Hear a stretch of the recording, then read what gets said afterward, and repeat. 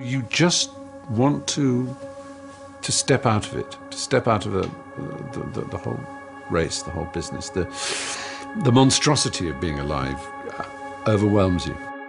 If you have depression, if you have anxiety, if you have post-traumatic stress disorder, if you have any kind of mental health condition, this is not something to ignore. Depression, frustration, anxiety, pain, disillusion. It's just a natural part of the process of becoming a stronger version of yourself. The thing that keeps one living is a sense of future, that there will be a tomorrow, and tomorrow I've got to do this, and then the day after I've got to do that. Get started. And I'm going to tell you right now, it won't be easy. It will be hard because life is hard. That's what life is. With depression, one of the most important things you could realize is that you're not alone. I've been places and someone has said, well, you lost an arm and a leg, so you had a right to be depressed. And I stopped them. I was like, depression is real. No matter what you're going through right now doesn't mean that it's not going to end. I think too often we think about the stresses that we're dealt with right now, and we think that there's no light at the end of the tunnel. All that you can see is darkness, and everything that you try to do just kicks you right back in the face, and you just can't seem to get yourself up. You don't even have to go through something traumatic. Some are caused by something traumatic. Some can be a chemical imbalance in the brain. There is light at the end of the tunnel. Life is hard. Life is challenging. There are ups and downs. And these challenges that you face, they're going to do their best to take you down. Do not let them. Of course you have to work. Of course you have to show up. Your team needs you. Life needs you. Your family needs you. Life is for the living. Depression is not only normal, it's essential, and be grateful for it because it allows you to reorder yourself at a higher level. I speak what's on my heart. And I gave my speech, and as I was closing, I kind of mentioned some depression. Because I was coming out of the winter months, and it hit me again this past winter, and I went and saw the doctor, and so it was on my mind, and it came up. And as I was saying, I thought, this generation of people probably aren't connecting to what I'm saying. When I walked off the stage, and they lined up, the amount of people that thanked me for talking about mental health. And here I was, I thought they didn't want to hear. I thought I was stepping out of line. No, it needs to be talked about because it's not just this generation, it's people are realizing more and more that it's an issue.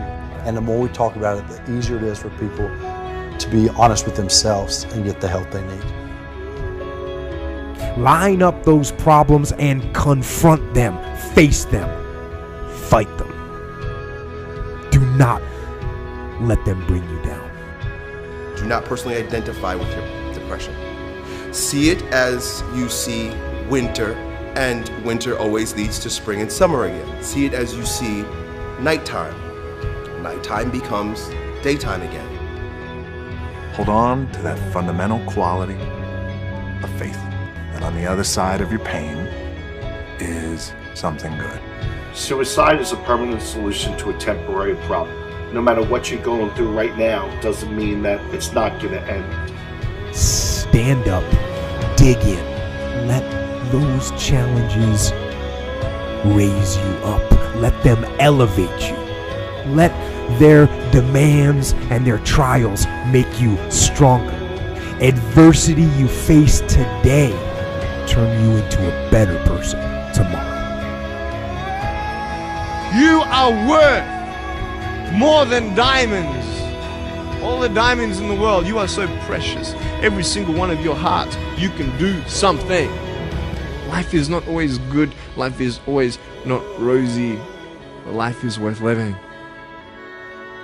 There's one thing that if you did every single day, it would make an extraordinary difference in whatever mental health issue you're struggling with, and that is exercise. And the reason you've got to exercise every day is because what we know about human beings is that when you physically move, your physiology changes, and that changes your brain.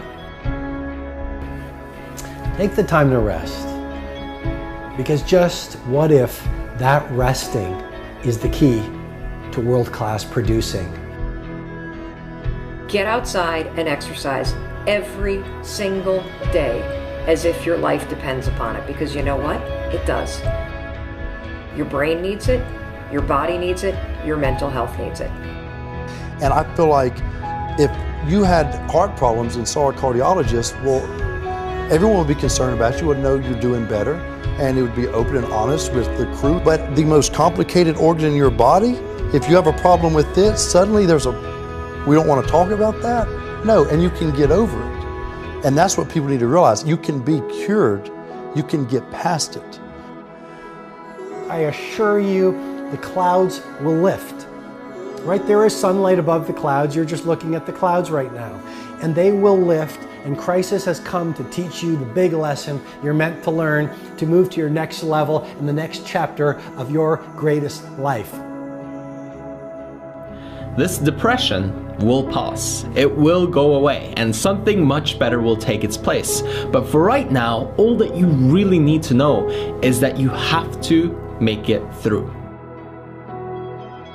Getting your heart rate up, getting outside, breathing, feeling connected, getting out of your house, which may make you feel depressed and trapped. The man I am with you right now as I speak with as much authenticity as I know how to share is the result of my times in the valley of darkness. Doing that every day, that physical push, you don't have to run.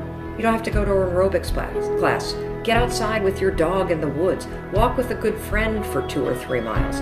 Doing that every single day not only moves your body, which changes your mind, it gets you out of your physical environment, which is one of the things that people with depression tend to have a hard time doing.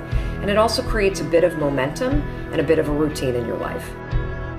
Every time I experience a bout of depression, I come out on the other end a different person, doing different things. But it's because I'm aware of what's happening and I'm aware.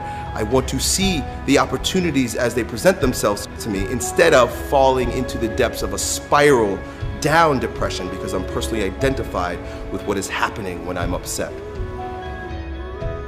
And your schedule is not full and you actually feel like you're wasting your life because you're not this epic producer. What if those times were actually a different form of productivity? What if those times were actually being productive in a different way, where you're actually producing not in the world, but producing within yourself, producing strength, producing new insights, producing new ideas, producing new capabilities, producing new energies, producing new emotions, shifting from fear to love, because when you go through difficult times, what do you really do if you feel your fear and your pain? You release it. It's out of your system, and you grow in love and bravery and strength. What does that do to your craft? What does that do to your power? What does that do to your bravery? What does that do to the light that you bring into the world? You become this incredible force that is undefeatable. I suggest to you that if you are facing a challenge, don't stop. Stay busy. Work your plan. Continue to do those things that you know that work for you after you have evaluated yourself in the situation. Continue to move. Stay busy, stay busy, stay busy. You are part of a larger cosmos, whether you know it or not. And communing with nature allows you not to see the bars of the prison cell, but the stars of the universe. And if you can connect with those every day, my dear friend, you will use your pain as an instrument for your greatest growth. And then you try something new. And then you'll also go to school and people will put you down and parents will tell you that you're a failure because you failed at a test. And you start believing the lies around you, saying that you're not good enough and no one's going to want you and you'll never ever do anything good in your life and you'll never ever, achieve the dreams and goals that you wish you had done or wish that you could do. And these steps take you closer. That voice saying, you're not good enough, you're not good enough, you're not good enough, and all you need is one more step to fall. So you have a choice to know which step you're going to take today.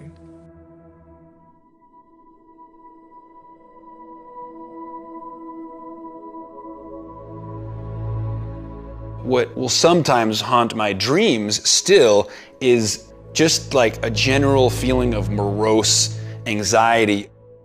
Everyone experiences a version of anxiety or worry in their lives. I don't know why I opened up and talked about it, but I guess I was just sick and tired of just having it inside of me for 20 plus years, and I was ready to make a change. What helped me the most, that I want to impress upon all of you, is that I realized that part of my identity is saying no to things I don't want to do.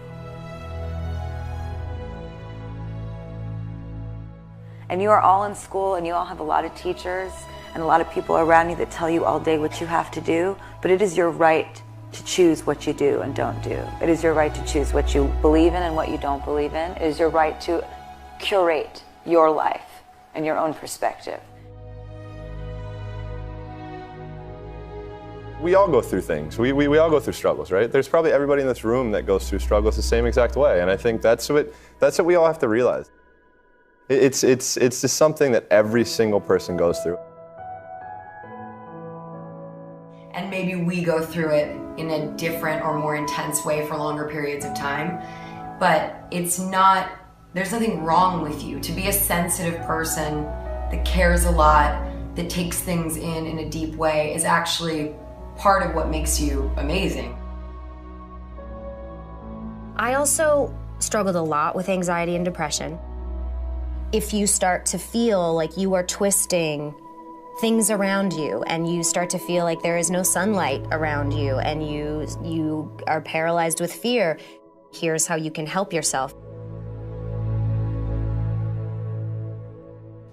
First, you have to understand what anxiety is, and you have to understand the connection between worry, which is something we all do, and self-doubt, which is something we all do, and anxiety.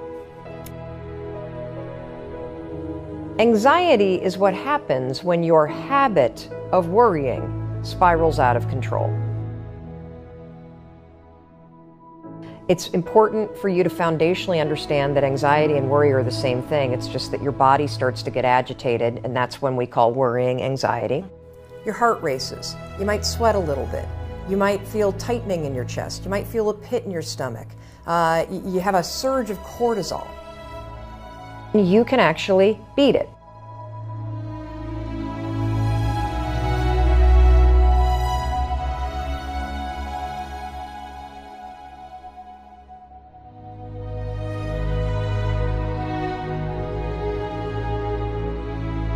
This is how you're going to do it. So all day long, you're going to have moments where your thoughts drift. Like, you'll just be hanging out with your friends, and then suddenly you're like, I'm not sure that that person likes me anymore. I haven't heard from my kids lately. I wonder if they're dead, or, as I check, like, you just start worrying about stuff. Why? Because it's a habit. Because when you're not paying attention, your brain shifts from you being a decision maker and paying attention to you just kind of spinning things on autopilot, and one of your habits is worrying. The second you wake up and you notice, holy cow, I'm talking some negative garbage to myself right now. 5, 4, 3, 2, 1. You've just shifted the part of the brain.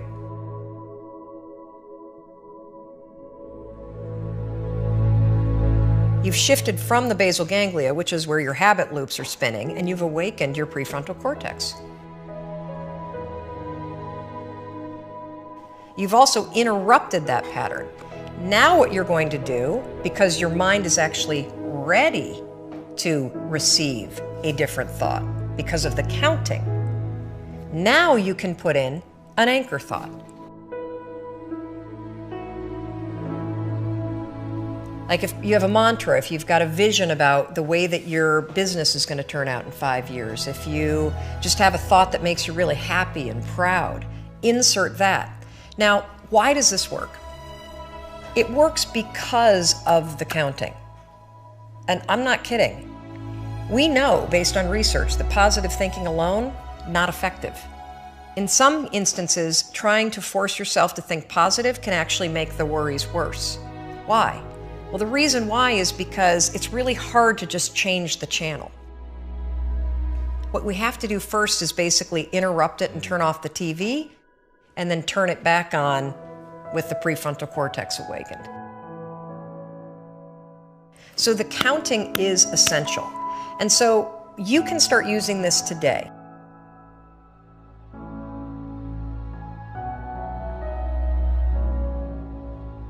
And the problem that I have with anxiety is the physiological side of it. I got shallow breathing, rapid heart rate, and most terrifyingly, the blood is actually leaving the prefrontal cortex. And so you're getting into a position where your higher level cognition is actually being shut down because it doesn't have blood flow. And then I began to visualize that what I was trying to do was get myself into a calm state where the blood could actually go back to the places that I needed it, so that my higher level ability to reason would kick back in. The first thing that I started to do to be able to consciously control that was meditate. In meditating, what you're learning to do, at least for me, and I don't consider myself a meditation expert by any means, but this was one of the huge wins for me in meditating, was learning to breathe from my diaphragm. Even one breath from my diaphragm had a really big impact. Breathing from your diaphragm instead of from your chest, right? So most people breathe like this, and it's all in your upper chest. You're not getting a very deep breath. So in meditating and learning to breathe from your diaphragm and learning to consciously calm yourself down, meaning you're lowering your heart rate, you're breathing much more deeply from the diaphragm, getting the blood reallocated to the parts of the brain that are actually useful. That meditating was my first step into that.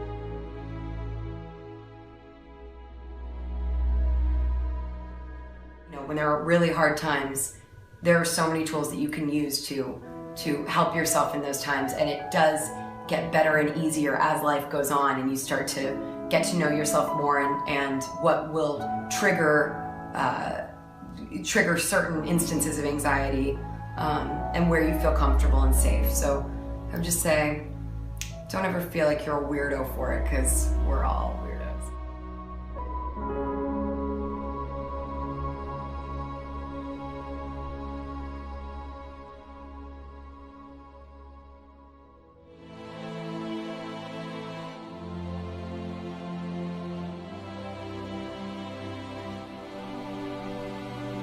In 1973, a young man wrote a letter to American author E.B. White.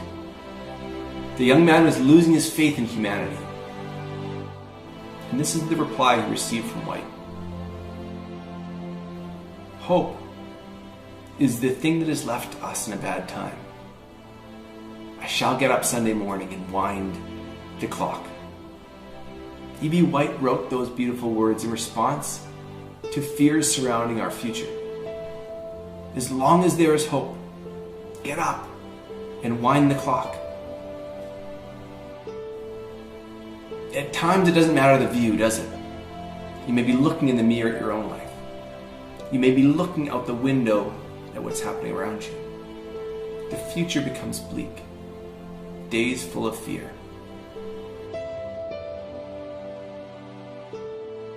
It's when darkness forms, clouds roll in and life gets heavy.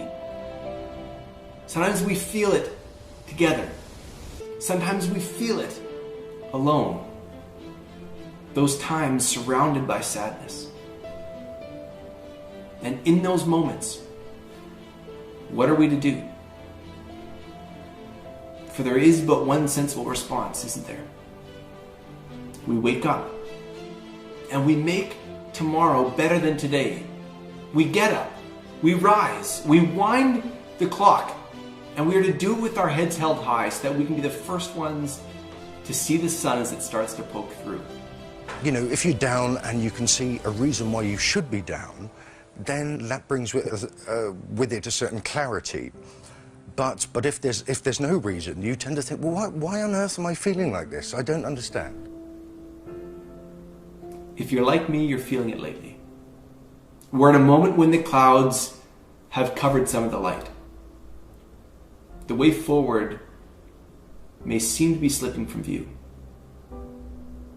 The path of progress, which has been so hardly fought for, can feel like it's fading. Perhaps it was the path you were declaring for yourself, and now it's changing. It's shifting. Gone. And hope is the thing that has left us in a bad time. But hope is not the final fragile string. Hope is the start. Hope has a strength. It means something new is coming. Because it always does. Clouds break. The sun shines. In fact, it's never stopped. So in E.B. White's words, hang on to your hat. Hang on to your hope. And wind the clock, for tomorrow is another day.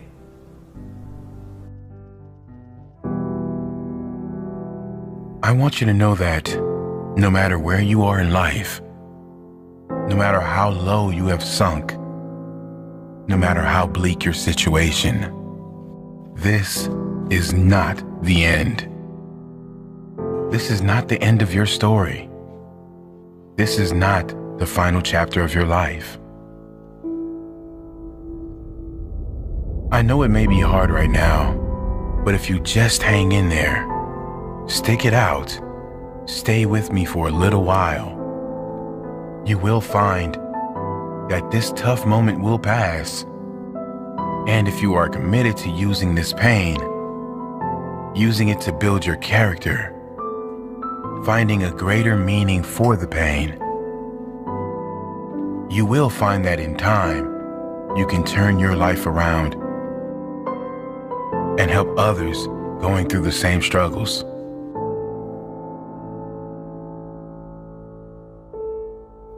The world right now is in the middle of a mental health crisis.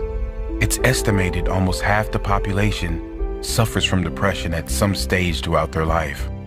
Rather than join the queue, it's important we learn why we get down and then how we can change it.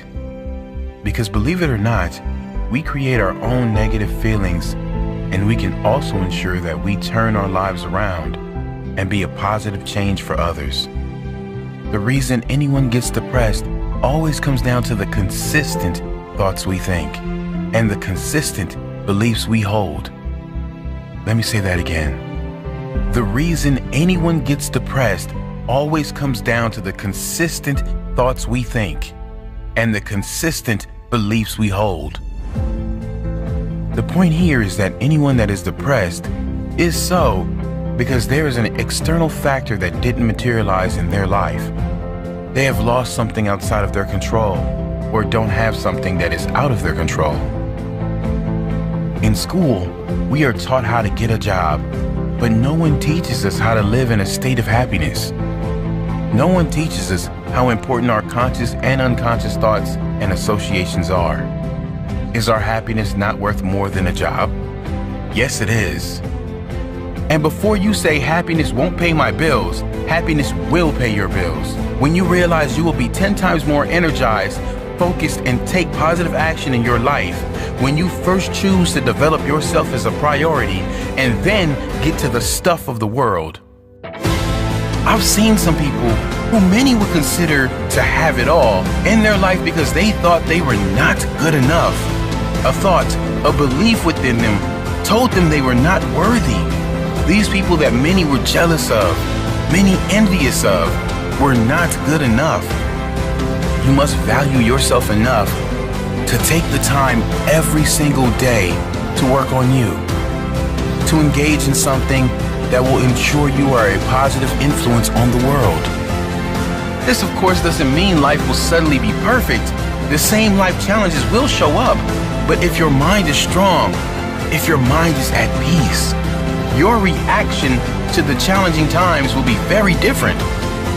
Your reaction will be, how can I make this work? Not why is this happening to me? And then others will look to you, not with pity, but with hope. Because your strength will become their hope, their strength. You really can be that powerful. You can ditch the victim story. You can leave the pain behind and focus on how you will react next. How you will react positively. Read all you can read to get your mind in a positive place. Take steps to ensure you will be in a better position next time.